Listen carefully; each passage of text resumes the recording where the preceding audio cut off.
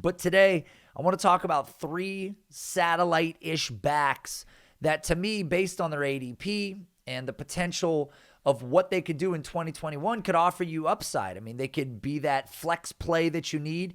They could end up being more than that, depending on how their role evolves. And each one of these players has a role that, to me, could certainly evolve into a direction where they get you more than flex value on any given week. The way that we look at wide receivers, like we have with Curtis Samuel, like we have with Will Fuller, like we have with a Russell Gage, we're looking for that boom bust week. Well, these guys have a more stable floor, but at the same time, where you're drafting them is essentially giving you that boom bust value. We draft guys early because we want a high floor. We want the volume. We want the guarantee. You're chasing a guarantee with early picks. With later picks, you're chasing potential opportunity. But sometimes these guys don't have the capability to turn potential opportunity into big scoring weeks. I believe that all 3 of these guys in one way or another can turn potential into big scoring weeks, and that's why I like these 3 players. I don't think any of them are necessarily a shocker, but based on where they're being valued currently in redraft, in Dynasty, I think they might be a little bit more of a shocker than you guys might think. So I'm going to start with J.D. McKissic right off the bat.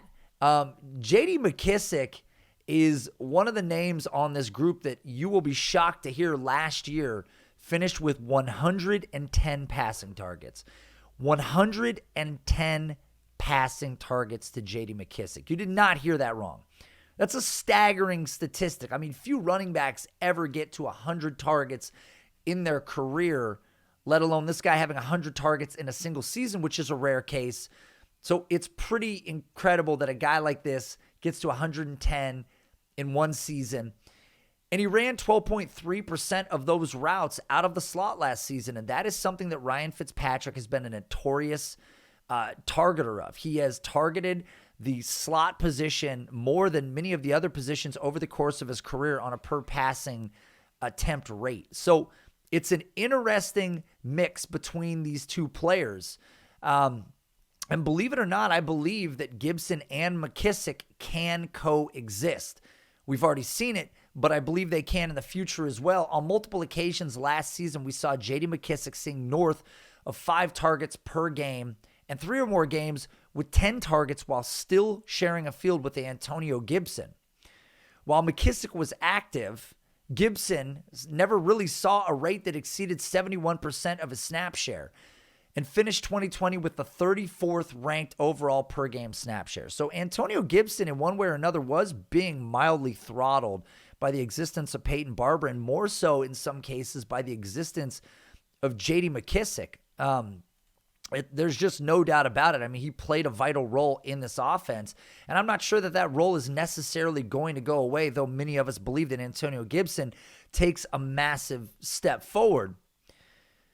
Now, I'm not saying that I don't believe in Antonio Gibson or I'm not all in on Antonio Gibson, because I very clearly am.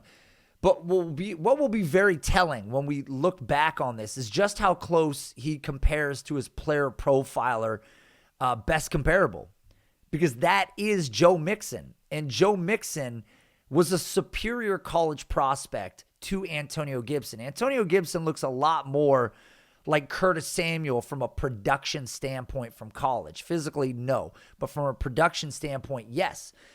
But he comps on player profiler to Joe Mixon, which is really funny because Joe Mixon is one of these guys that has been throttled by a pass-catching back pretty much the entirety of his whole career. Like, that has been one of the biggest gripes on Joe Mixon. Where is the target share? When is it coming? Why are they always utilizing another pass catcher and not him? And you look at Joe Mixon over his career, and Joe Mixon has yet to exceed 3.9 targets per game. Believe it or not, that is just a smidge higher than where Antonio Gibson is today at 3.1, which equates to roughly 50 targets a year. Now, look, 50 targets a year is enough to get you into the conversation of an RB1, but many of the best running backs in the league annually exceed that 60, target range, which is kind of a threshold for me in a lot of cases, especially when we look at the top 10. But you look at guys last year, you look at Alvin Kamara over 100, Dalvin Cook in 14 games, 54. And again, Antonio Gibson missed games, but we're looking at rate here as well. David Montgomery, over 68, finishes the RB4. Aaron Jones, 63. Even James Robinson was 60. So you want Antonio Gibson to find his way to 60, 65, 70 targets, obviously. But I think that J.D. McKissic could be the one reason that he gets throttled on his way there. But with the volatility of the running back position and Gibson already having missed time once in his NFL career, McKissic could be an incredible bench stash. I mean, it's entirely possible that late season, God forbid, that Antonio Gibson goes the way of many other starting running backs with an injury. We've seen McKissic while Gibson was down, and that target share was insane. Even with McLaurin, even with Curtis Samuel added to this offense, there is a role for McKissic. Antonio Gibson, very clearly the player to own in this offense, but not a bad player to stash in J.D. McKissic because I think a lot of people have given up on him thus far. Number 2 player is Gio Bernard. It feels weird to say Gio Bernard. I'm not a fan of Gio Bernard's mustache, but here we are nonetheless. Gio Bernard, 29.6 years old, basically going to be roughly 30 years old by the time the season starts. But is there a quarterback in the league who is better at targeting the running back position than Tom Brady? I mean, is there one in the league? Maybe. Tampa Bay is an absolute shit show, though. I mean, look at what has happened with this backfield. Obviously, funny to say that about the defending Super Bowl champions, but this backfield is just question marks all day. You look at Keyshawn Vaughn, underwhelming by every measure. There's questions about whether this guy ends up a cut candidate or it just never works out for him. This is what we've seen in the past from players like this, but here we go again. As well as Ronald Jones, who saw 9 targets in a game in week 4 and then proceeded to average 2.4 passing targets per game over the next 10 outings. He was never a pass catcher in college. This was something that we've proclaimed on many podcasts. And then he goes and shows it exactly over the next 10 games, averaging 2.4 targets per game. Even Leonard Fournette, who I have caped up for hardcore over the past few years. If I had my shelf back here and the panels on the wall, I would put my Leonard Fournette bobblehead up. It will go back up one day. But even Leonard Fournette, who I have fought hard for over the past few years, was about as non-dynamic as it gets on his opportunity share of passing targets, which was number 19 at the position last year. Look, Gio had a top 15 catch rate as well as ranking in the top 12 in yards per route run last season.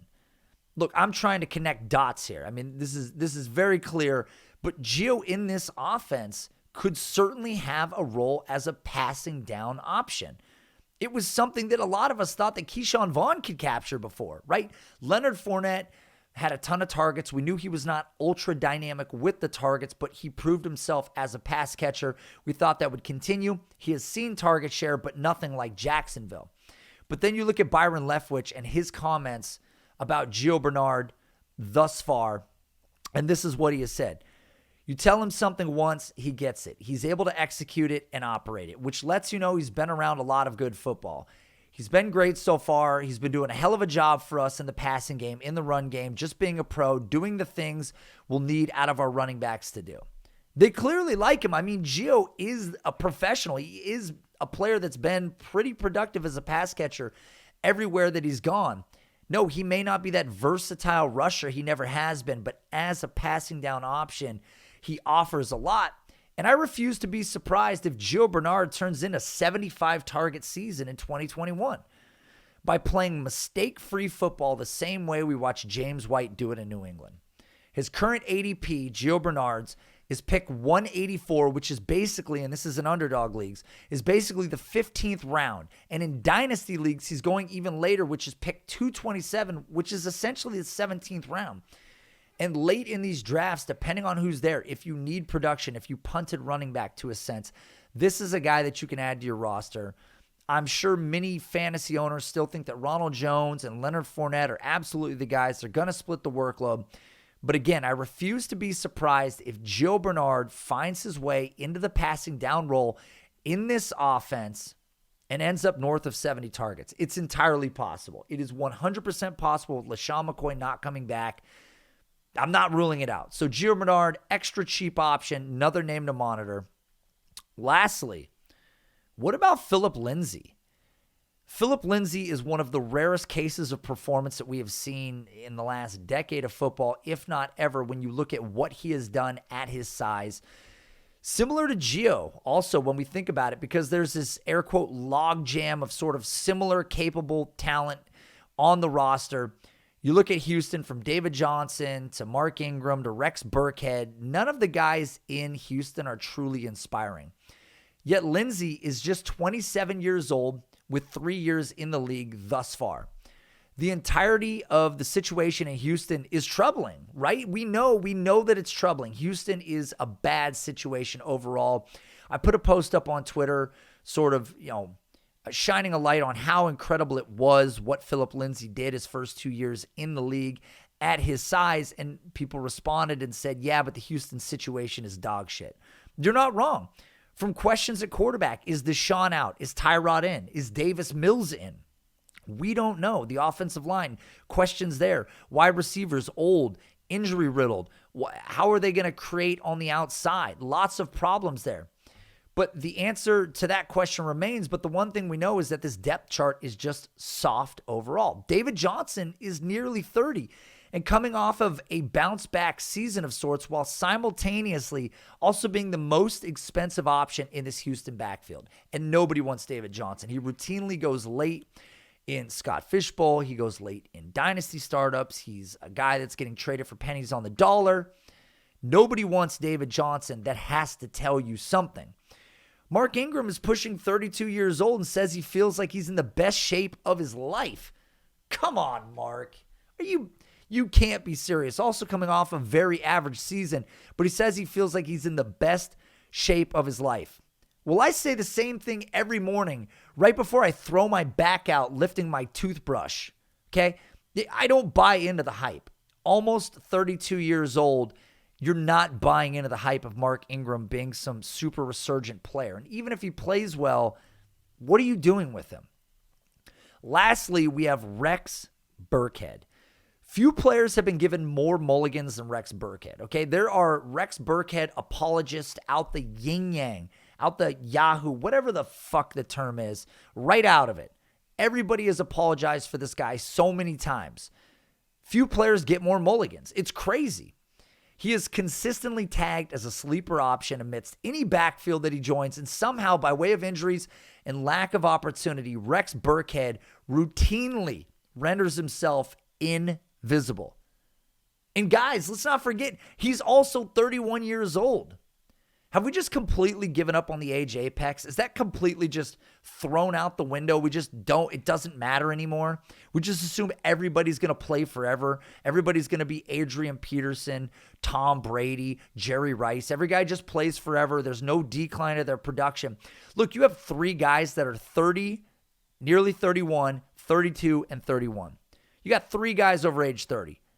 They should be written off of the list in most cases, just based on age alone, without even looking at the production over the past few years and the question marks and the injuries and whatever else you want to, cram into there. But the age apex matters. And though Lindsay is 27, which is right at that cliff, he could be the guy that ascends in this offense. I mean, he's been productive, the first 2 years in the league that we saw Lindsay, back-to-back 1,000-yard seasons from a guy that weighs 190 pounds.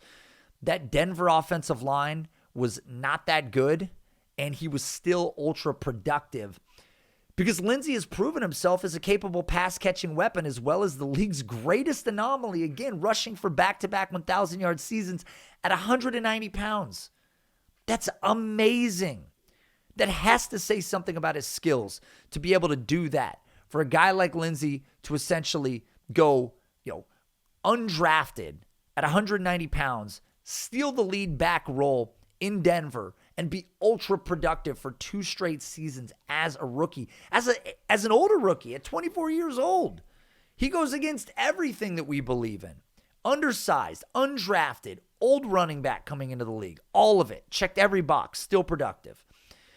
But shockingly, in 2019, with a middle-of-the-road offensive line and a bottom-tier quarterback, He saw the 11th highest rate of extra defenders in the box while still rushing for over 1,000 yards. Think about that. Bad quarterback, middle of the road O-line, old running back, still over 1,000 yards with extra defenders in the box. Almost top 10 in that regard. Lindsay has routinely been effective as a rusher and a pass catcher, and he's currently going in the late 15th and 16th round of Superflex tight end premium startups. I mean, there is a chance that this is the guy in Houston. And everybody seems to think it might be David Johnson. There's a chance that it's Rex Burkhead. Well, I've got news for everyone who believes that. I won't be surprised for 1 single second if come week 6 of the NFL season, Philip Lindsay is widely considered the running back to own in Houston, and you could have got him for next to nothing originally.